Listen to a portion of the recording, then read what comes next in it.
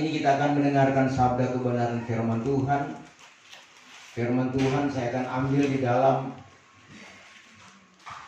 suratan Rasul Petrus.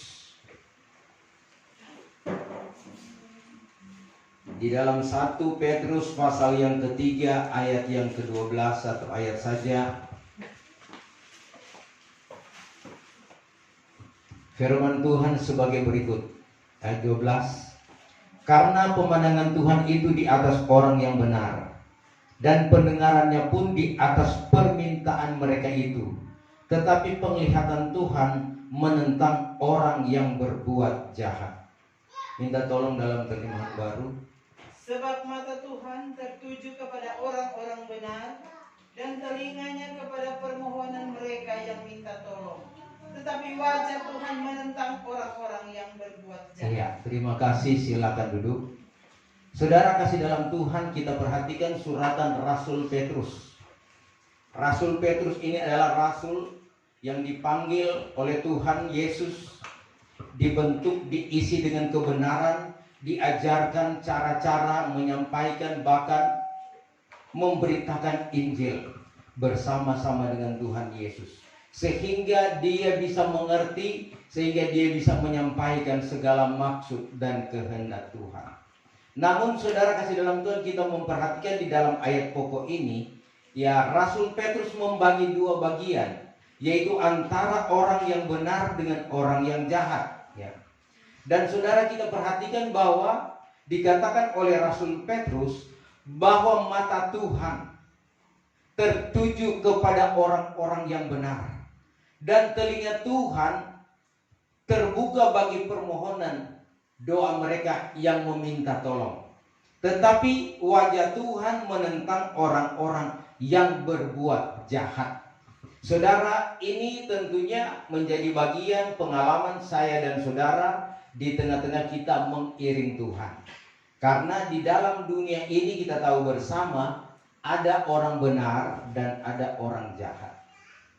Orang-orang benar ini adalah orang-orang yang berkenan kepada Tuhan, dan orang-orang jahat itu melakukan segala kejahatan. Tetapi kalau kita memperhatikan saudara, dikatakan saudara sekalian oleh Rasul Paulus bahwa di dalam dunia ini tidak lagi ada orang yang benar, sebab semua sudah jatuh dalam dosa, ya. Karena manusia pertama, Adam dan Hawa, sudah makan buah larangan Tuhan, dilarang oleh Tuhan, dan mereka lakukan, mereka jatuh dalam dosa. Sehingga dosa itu dari Adam dan Hawa turun-temurun sampai pada kita gereja Tuhan yang ada sekarang ini. Artinya kita memiliki dosa warisan. Tetapi saudara, dikatakan dalam Mazmur 51, dosa warisan itu sudah ditebus oleh darah Kristus di Bukit Golgota tatkala dia mati dan menjadi korban tebusan untuk saya dan saudara. Sehingga saudara sekalian Tuhan, dikatakan bagi orang-orang yang sudah ditebus oleh Tuhan, sudah dibersihkan, ya, sehingga layak untuk menerima keselamatan. Mari kita membaca saudara sekalian Tuhan di dalam Roma pasal yang ketiga ayat yang ke-10.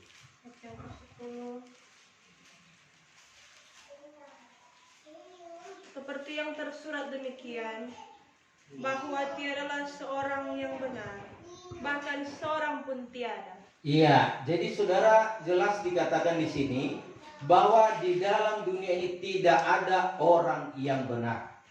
Tetapi kenapa ayat pokok ini saudara dikatakan mata Tuhan tertuju kepada orang-orang yang benar, dan telinganya pun mendengar segala permintaan doa mereka meminta tolong. Dan Tuhan juga menentang orang-orang yang berbuat jahat. Saudara, kita ini dibenarkan hanya oleh karena anugerah Tuhan, ya. Firman Allah adalah Tuhan sendiri yang membenarkan kita, ya. Sebab itu dikatakan di dalam Yohanes pasal yang ke-13 ayat yang keempat, yang ketiga. Kita minta tolong dibaca. Ayat 13. Ayat 3. Ayat yang ketiga. Ayat 15 ayat yang ketiga. Ayat 15 ayat yang ketiga. Karena ini memang kamu ini memang suci, oleh karena perkataan yang sudah kukatakan kepadamu. Iya, kamu ini memang suci karena perkataan yang sudah Tuhan katakan. Kamu ini suci karena kebenaran firman Tuhan. Jadi firman Allah adalah Tuhan sendiri yang saudara sekalian membenarkan kita. Karena dia sudah datang menebus salah dan dosa kita. Sehingga awalnya kita berbuat dosa, berbuat jahat, kita boleh ditebus dengan darah yang mahal. Sehingga kita melakukan kebaikan. Sebab itu dikatakan oleh Rasul Paulus kepada jemaat yang ada di Roma, dalam Roma pasal yang ke-7, jikalau kamu sudah dimerdekakan daripada dosa, atau sudah dimenangkan daripada dosa, sudah ditebus dari dosa, jadilah kamu hamba kepada kebenaran. Amin. Nah, saudara kasih dalam Tuhan, kebenaran firman Allah inilah yang Tuhan bawakan bagi saya dan saudara, supaya kita, orang yang saudara sekalian berdosa ini, kita boleh ditebus dan kita boleh dibenarkan dan kita boleh diselamatkan oleh Tuhan. Sebab itu berbahagialah kalau kita boleh ditebus dan diselamatkan oleh Tuhan. Karena bukan saja kita diberikan kebenaran, tetapi Roh Kudus, ya, tatkala Tuhan naik ke sorga, dia kirimkan Roh Kudus adalah penolong yang senantiasa memampukan kita menghadapi berbagai-bagai pergumulan yang ada di dunia ini. Sebab kehidupan kita manusia terbatas, kemampuan kekuatan kita terbatas, sangat terbatas. Sebab itu Tuhan memberikan penolong, dan penolong ini akan menyertai kita selama-lamanya. Dikatakan saudara sekalian dalam Yohanes pasal yang ke-14, Matius 28, Markus yang 6 ayat Markus 16. Dan di sana dikatakan bahwa aku akan menyertai kamu selama-lamanya. Itu Roh Kudus. Roh Kudus itu perlu menjadi kekuatan kita, menjadi pegangan kita, karena dia akan membawa kita dari segala kebenaran. Nah, saudara kasih dalam Tuhan, kita perhatikan ya. Kenapa dikatakan ada orang jahat? Yaitu orang yang melakukan kejahatan, orang yang melakukan dosa. Dan orang yang melakukan dosa, maka saudara saya ditentang oleh Tuhan. Tuhan anti orang yang berbuat dosa. Mungkin kita berpikir, ya, kita ini posisi orang-orang benar, dan orang-orang di sana orang-orang jahat, orang-orang berdosa. Saudara, jangan lupa bahwa kita ini pun Tuhan memberikan pilihan. Kita punya hati, kita punya pikiran, kita punya rasa. Apakah kita sudah melakukan kehendak Tuhan? Ya, ataukah kita tidak melakukan kehendak Tuhan? Karena segala sesuatu yang kita lakukan yang tidak sesuai dengan kehendak Tuhan itu dosa. Tapi kalau kita melakukan sesuai firman Tuhan, yaitu yang baik, yang benar, dan yang adil, itu adalah kebenaran.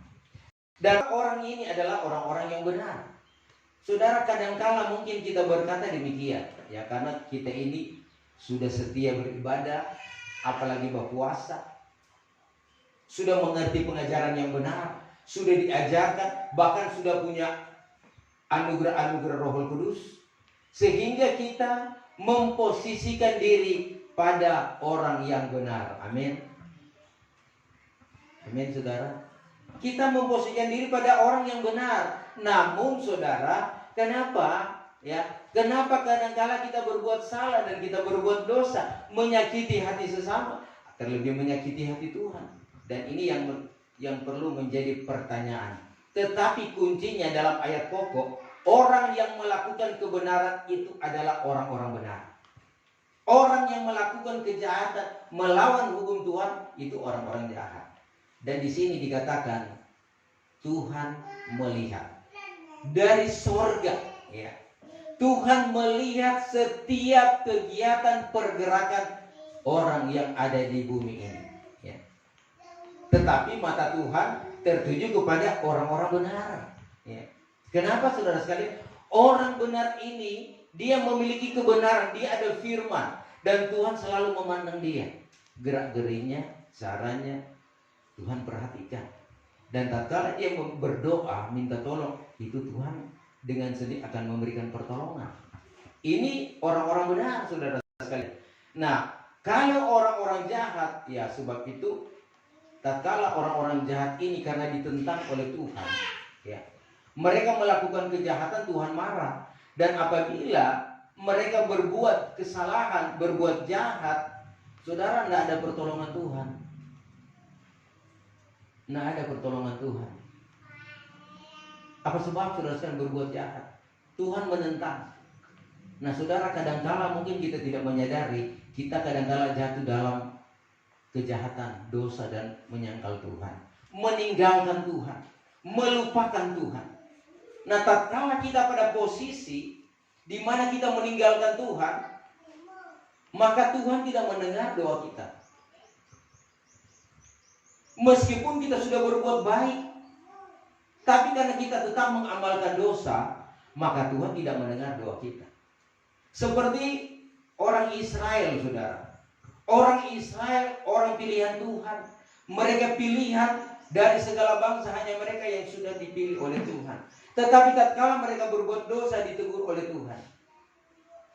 Kitab Nabi Yesaya atau Nabi Yesaya menegur orang Israel, ya, bahwa perbuatan mereka itu terlalu jahat, meninggalkan Tuhan, meninggalkan kebenaran, tidak lagi melakukan kehendak Tuhan. Sehingga Tuhan katakan kalau kita membaca ayat-ayat selanjutnya, meskipun kamu berpuasa, meskipun kamu berdoa, aku tidak mendengar.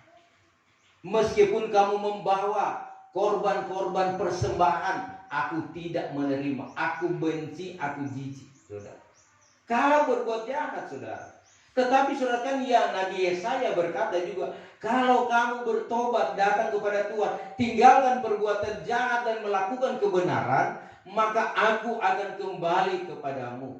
Aku akan mendengar, aku akan menolong, bahkan aku akan memberkati, menyertai kamu. Saudara, memang kadangkala hal ini terjadi dalam kehidupan saya dan saudara, karena sementara kita dalam dunia ini, kita dalam proses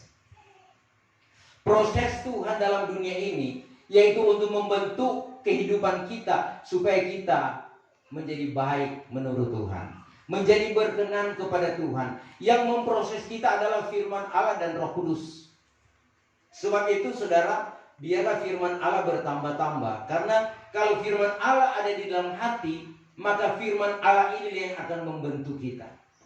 Dikatakan oleh Rasul Paulus bahwa tiap-tiap kitab yang diwahyukan oleh Allah berfaedah atau berguna bagi pengajaran, mengajarkan kita jalan yang benar, memperbaiki yang rusak, kehidupan yang rusak diperbaiki, dan menunjukkan jalan yang benar. Ini fungsi kebenaran firman Tuhan, membentuk kehidupan saya. Sebab selama kita ada dalam dunia ini, kita sedang dibentuk oleh Tuhan. Sidang Jumat, apakah mau dibentuk oleh Tuhan? Jangan lupakan Tuhan. Kalau kita dikatakan orang benar, maka tentunya kita percaya kepada Tuhan.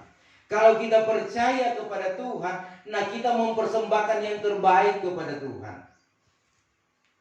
Rasul Paulus katakan persembahan yang terbaik apa?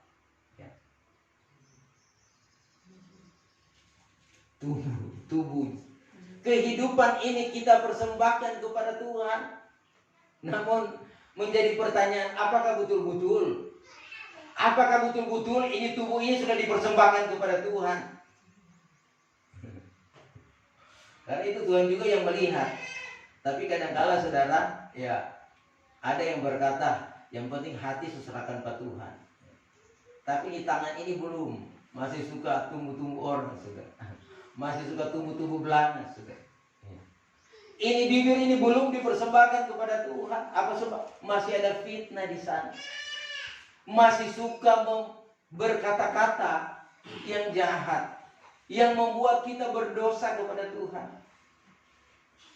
Jadi kalau kita sudah persembahkan tubuh ini, maka Tuhan yang berdaulat, Tuhan yang berkuasa membentuk kita menurut mau dan kehendak Tuhan. Artinya segala kepikiran kita, kemauan kita, itu tentunya memandang kepada Tuhan. Kita berpikir pada perkara-perkara yang ada di atas. Itu orang-orang yang percaya dan melakukan kehendak Tuhan. Tapi kadang-kala saudara, kita memandang ke atas dan memandang juga ke bawah. Artinya saudara, kita mencari perkara-perkara sorga kalau kita memandang ke atas. Amin. Tapi kalau kita memandang ke bawah, kita juga mencari perkara-perkara yang ada di bumi.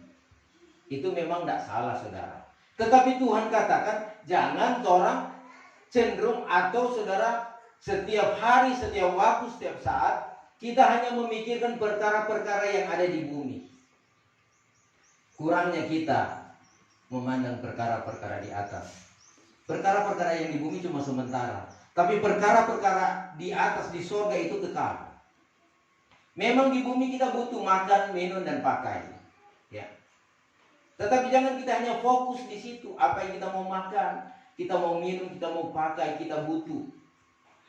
Tuhan katakan, lihatlah burung di udara. Tidak menanam, tidak menabur, tetapi setiap hari Tuhan memberi makan. Apakah kita, manusia, tidak lebih mulia dari burung-burung itu? Kita ini lebih mulia, saudara. Sebab itu, jangan kita khawatir tentang hidup kita. Apa yang kita mau makan, minum, dan pakai. Apa yang menjadi kebutuhan-kebutuhan kita, firman Tuhan katakan, serahkanlah kepada Tuhan. Segala khawatirmu kepada Tuhan. Mau serahkan, saudara? Sehingga kita merasa tenang. Kalau khawatir diserahkan kepada Tuhan, maka kita merasa tenang. Dan saudara kasih dalam Tuhan, ujian demi ujian akan semakin bertambah-tambah. Nah, dalam ujian ini Tuhan akan melihat kualitas iman kita sampai di mana. Apakah benar-benar ya kita mencintai dan mengasihi Tuhan dan sudah menyerahkan hidup ini dan mau melakukan kehendak Tuhan, ataukah cuma banyak mengeluh ke Tuhan? Ya. Tuhan sudah ada apa-apa, sudah kebutuhan sudah cukup lah. Kemudian lagi tambah lagi, ya ada sakit-sakit, kurang balik-balik ke dokter, anak-anak sakit. Ini hal-hal yang terjadi untuk kita introspeksi diri. Kenapa hal ini terjadi? Karena kita belum fokus kepada Tuhan. Ya. Memang saudara sekalian, kadang-kadang yang terjadi dalam kehidupan kita, tatkala kita mengalami berkat Tuhan, kita lupa akan Tuhan. Kita lupa mengucap syukur. Tatkala kita diberkati, kita lupa mengucap syukur. Tapi tatkala kita mengalami kekurangan, tatkala kita mengalami musibah, penyakit datang, masalah datang, maka kita mulai berpikir tentang Tuhan. Kita mulai andalkan iman kita, bangunkan iman. Saudara, jangan sampai terlambat. Memang kita manusia penuh dengan kelemahan begini, tapi kalau kita melakukan segala kehendak tabiat duniawi, kemudian tatkala Tuhan datang, kita tidak siap. Karena Tuhan katakan, entahkah anak manusia itu, tatkala dia datang, dia akan jumpa iman. Tuhan selalu ada di dalam dunia ini, selalu ada bersama-sama dengan kita. Tetapi tatkala dia datang sebagai hakim, ya, dia akan melihat, saudara sekalian, mana orang-orang benar, mana orang-orang fasik. Karena dikatakan di dalam Maliaki 3 ayat yang ke-18, akan ada perbedaan orang benar dengan orang fasik. Orang yang beribadah kepada Tuhan dan orang yang tidak beribadah kepada Tuhan. Itu akan dipisahkan. Nah, saudara kasih dalam Tuhan, ini waktu-waktu kita untuk benar-benar menyatakan kualitas iman percaya kita kepada Tuhan. Nyatakan bahwa saya percaya kepada Tuhan. Jadi kalau kita memiliki iman, ya, iman minyak dan air anggur, siap saudara sekalian pikul salib, siap melayani dan siap memuliakan Tuhan, maka saudara sekalian tidak ada masalah dalam kehidupan kita. Tapi kalau masih iman jelai, masih akan menjadi alatnya antikris. Karena masuk zaman antikris akan dianiaya. Iman gandum juga begitu, ya. Iman gandum juga, Petrus masih menyangkal Tuhan. Kita kadang-kala kalau masih pada iman gandum, masih menyangkal Tuhan. Tetapi tatkala Petrus sudah memiliki iman dan minyak dan air anggur, ya, dikatakan dalam Wahyu pasal yang ke-6, jangan dirusakkan. Artinya terhindar dari penganiayaan dalam meterai yang kelima, yaitu zaman antikris. Nah, ini saudara sekalian menjadi pegangan saya dan saudara, bahwa benar-benar kalau kita berpegang kepada Tuhan, marilah kita lakukan kebenaran. Jangan nanti susah baru orang cari Tuhan. Tapi kalau kita diberkati orang lupa Tuhan. Ya. Mari orang lihat saudara sekalian apa maunya Tuhan dalam kehidupan kita. Kita tolong baca Amos 8 ayat yang ke Amos 5 ayat yang ke-14. Tuntutilah barang yang baik, jangan barang yang jahat, supaya kamu boleh hidup. Supaya dengan demikian Tuhan Allah seluas sekalian alam boleh serta dengan kamu seperti katamu itu. Iya. Jadi carilah yang baik, jangan yang jahat, supaya kamu bisa hidup. Jadi semua yang baik, semua yang benar dan adil, itulah yang kita pikirkan dan kita cari. Ya. Kata Rasul Paulus juga, saudara, kepada jemaat yang ada di Filipi, saudara sekalian. Nah, saudara kasih dalam Tuhan, soal baik atau jahat, apakah kita tergolong pada orang baik atau orang-orang jahat, itu saudara sekalian akan dilihat oleh Tuhan lewat karakter perbuatan kita setiap hari. Mari kita membaca kitab Injil Lukas pasal yang ke-6. Lukas pasal 6 ayat 45. Ayat 45. Adapun orang yang baik mengeluarkan barang yang baik daripada perbendaharaan hati yang baik, dan orang yang jahat mengeluarkan barang yang jahat daripada perbendaharaan hati yang jahat, karena melimpah dari dalam hati melalui mulutnya. Iya, saudara, orang yang baik, ya, mengeluarkan barang yang baik dari perbendaharaan hati yang baik. Berarti dia punya hati baik.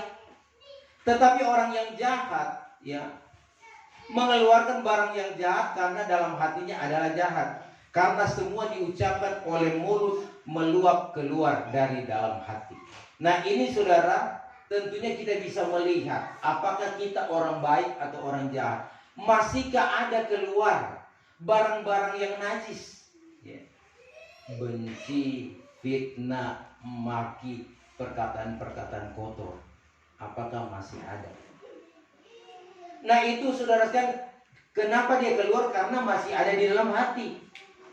Tetapi kalau ada kebenaran, maka yang keluar itu kebenaran. Dan orang yang benar bukannya sering boleh memarah. Tuhan Yesus pernah marah di murid-murid, amin. Jadi jangan itu marah itu orang katakan itu jahat, saudara. Jahat itu menegur. Orang tua menegur anak-anak karena dia sayang. Dia marah kepada anak-anak karena dia sayang. Demikian juga Tuhan dikatakan dalam firman Tuhan, barang siapa yang aku sayangi, aku tegur dia. Jadi kalau Tuhan masih tegur orang, berarti Tuhan masih sayang. Kalau Tuhan sudah tidak tegur, maka Tuhan sudah tidak sayang. Nah, saudara kasih dalam Tuhan, pilihan itu ada dalam kehidupan kita gereja Tuhan akhir zaman ini. Tuhan sudah memberikan terang, ya, sehingga kita bisa berjalan dalam terang Tuhan, ya. Tetapi dikatakan oleh firman Tuhan, manusia lebih suka melakukan perbuatan yang gelap. Yohanes 3 ayat yang ke-19. Ayat 19. Maka inilah hukumannya, bahwa terang sudah datang ke dalam dunia, tetapi gelap itu lebih disukai manusia daripada terang itu, sebab segala perbuatan mereka itu jahat. Ayat 20. Karena barang siapa yang berbuat kejahatan benci akan terang dan tiada datang kepada terang itu, supaya jangan kelak segala perbuatannya kena tempelak. 21. Tapi orang yang berbuat benar datang kepada terang, supaya nyata segala perbuatannya itu dikerjakan di dalam Allah. Iya, saudara, terang sudah datang. Tuhan adalah terang, kebenaran adalah terang. Tetapi banyak kali kita melihat kita kadang-kala ya tidak suka dengan terang karena perbuatan. Jadi orang yang berbuat jahat itu suka digelap-gelap karena tidak suka dia punya perbuatan itu nampak. Tetapi orang yang benar, dia selalu datang kepada kebenaran, selalu datang kepada Tuhan, selalu datang beribadah supaya dia semakin dibersihkan. Semakin dibersihkan, semakin kita diberikan anugerah-anugerah Tuhan, dipertambah-tambahkan sampai kita menjadi sempurna tubuh, jiwa, dan roh. Nah, oleh sebab itu saudara, dikatakan apa yang kita tabur, itu yang kita tuai. Mari kita saudara menabur kebenaran. Mari kita berbuat baik, saudara. Pelayanan-pelayanan yang ada, saudara sekalian, mari kita kerjakan dengan segenap hati. Karena semakin banyak tantangan, semakin, saudara sekalian, mungkin kecil hati kita. Tetapi firman Tuhan katakan, semakin kita ada tantangan, semakin kita melihat pertolongan Tuhan. Rasul Paulus, saudara sekalian, dia lebih suka tantangan. Karena tatkala ada tantangan, maka dia merasakan tangan Tuhan datang memampukan dia. Tapi kalau kita senang-senang, tidak ada tantangan, tidak ada angin pencobaan, kita paling masa bodoh di rumah. Yang penting kita berpikir semua fasilitas ada, ya, kebutuhan makan minum ada, baru panen berlimpah-limpah ada, tidak khawatir, saudara. Tetapi saudara sekalian, kalau kita tidak mengandalkan Tuhan, kita lupa Tuhan, maka kita akan mengalami apa yang dikatakan saudara sekalian, suatu masalah dalam hati kita. Jangan sampai kita terlambat, saudara. Jadi selagi ada kesempatan kita berbuat baik, mari kita berbuat baik. Selagi ada kesempatan kita melakukan kehendak Tuhan, kita melakukan kehendak Tuhan. Kalau Tuhan masih percayakan kita untuk membangun, mari kita bangun rumah rohani. Kehidupan rohani itu pribadi saya dan saudara, ini rumah Tuhan yang perlu kita bangun. Jangan sampai kita sudah senang-senang karena secara lahiriah terberkati, tapi rumah rohani selupa. Di dalam surat Hajai, kitab Nabi Hajai, Tuhan katakan, perhatikanlah langkahmu, perhatikanlah jalanmu, perhatikanlah hidupmu. Kamu menabur banyak tapi hasilnya sedikit. Kamu makan tetapi tidak sampai kenyang. Dan banyak hal lagi yang kita harapkan, kita tidak mendapatkan. Apa sebab? Jalan kita salah. Tuhan ada suruh bikin begini, tapi kadang-kadang orang masih pikir-pikir, aduh, nggak mampu. Rohani perlu diperhatikan. Karena rohani ini sebentar akan kekal di sorga. Kalau ini lahiriah ya cuma sementara di dunia. Tapi kalau rohani itu kekal sampai di sorga. Sebab itu saudara dalam Tuhan, apa yang kita mau buat di hari-hari ini? Ya. Memang kita juga dalam pembentukan rohani, kita diperhadapkan juga dengan pembangunan gereja, Ka'bah Tuhan, tempat beribadah kepada Tuhan. Nah ini juga sangat penting. Dan saudara, kalau kita beriman, kalau rohani kita terbentuk, maka kita akan mampu untuk membangun. Amin. Tapi kalau kita hanya berpikir begini, aduh, kita hanya cuma sedikit orang, ya. Kemudian juga mulai berpikir lagi, berapa saya punya gaji, berapa kita punya penghasilan, keluarga pun tidak cukup. Saudara, itu orang yang tidak beriman. Kalau orang yang beriman tentunya dia sudah percaya yang sungguh akan perkara-perkara yang dia tidak lihat, dan satu keyakinan akan perkara-perkara yang diharapkan. Ibrani 11 itu iman. Artinya dia ya, kalau pegawai saudara sekalian, dia saudara sekalian pakai iman atau tidak pakai iman tetap diberkati karena DP gaji tiap bulan ada.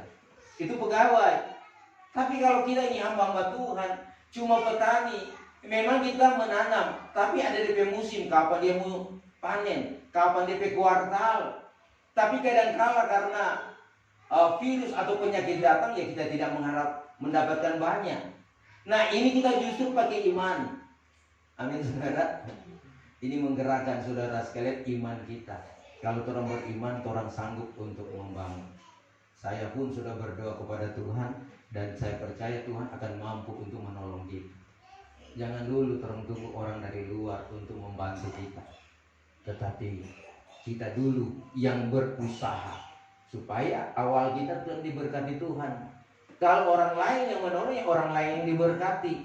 Nah ini harus kita lawan dengan iman. Tantangan betulnya mulai lebih banyak, kesusahan semakin bertambah-tambah, sehingga kita mulai khawatir tentang hidup kita, anak-anak kita ke depan bagaimana orang, saudara. Tuhan adil dan semua dalam kendali Tuhan, ya. Tuhan melihat setiap langkah dan jejak kita, ya. Mari kita baca di dalam Ayub, kitab Ayub pasal yang ke 34 ayat 21.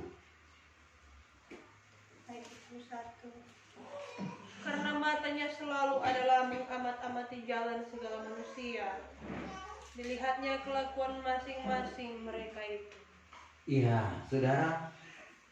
Dikatakan karena mata Tuhan selalu mengamat-amati segala jalan manusia.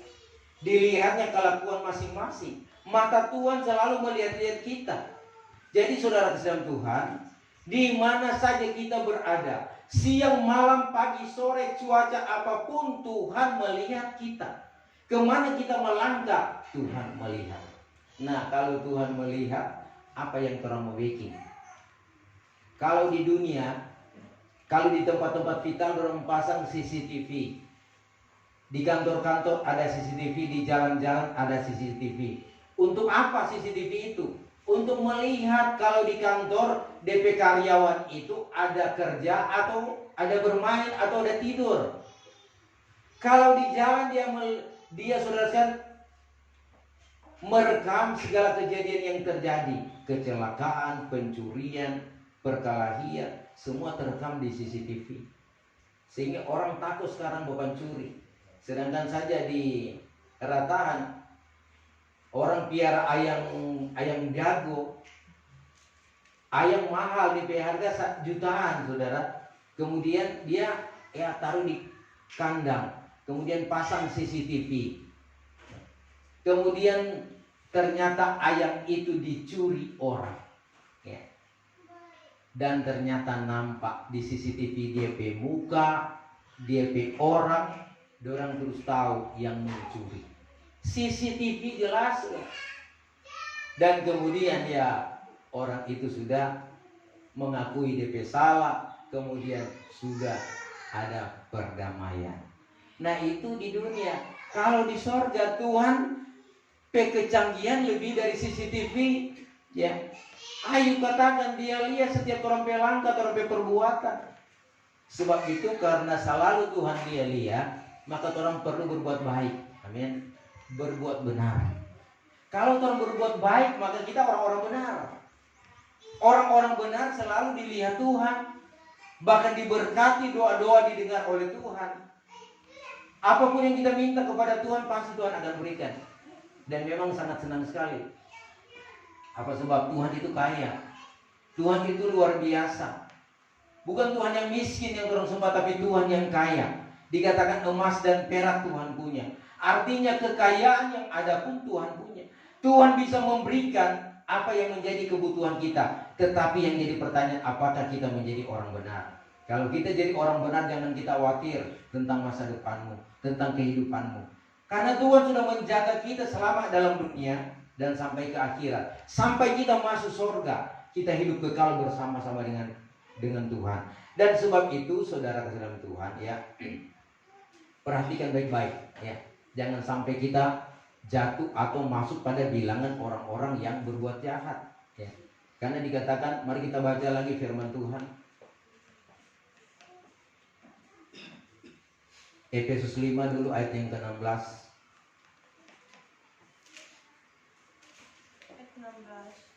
Dengan tiada membuangkan waktu, karena masa ini masa jahat. Ya, sampai di sana. Ini masa-masa jahat.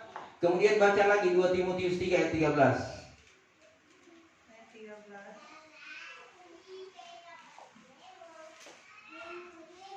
Tapi orang jahat dan penipu kelak akan bertambah-tambah jahatnya, menyesatkan dan tersesat. Iya. Orang jahat dan penipu akan bertambah-tambah jahatnya, menyesatkan dan tersesat.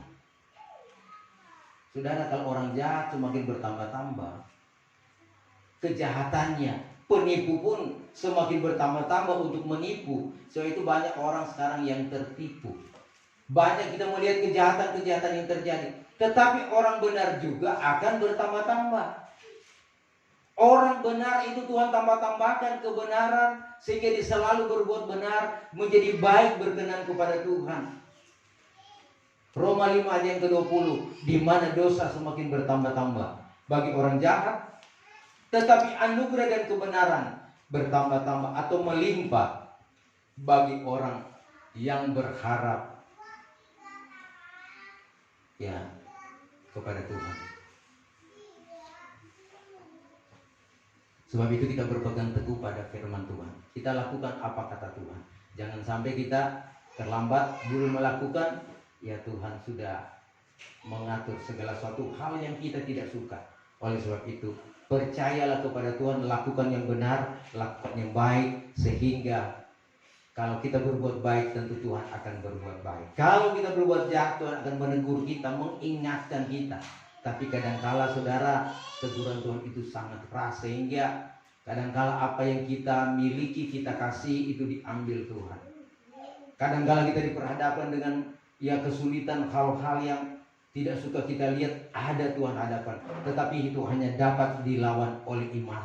Sebab itu tambahlah imanmu. Kita tetap berharap, kita tetap percaya kepada Tuhan.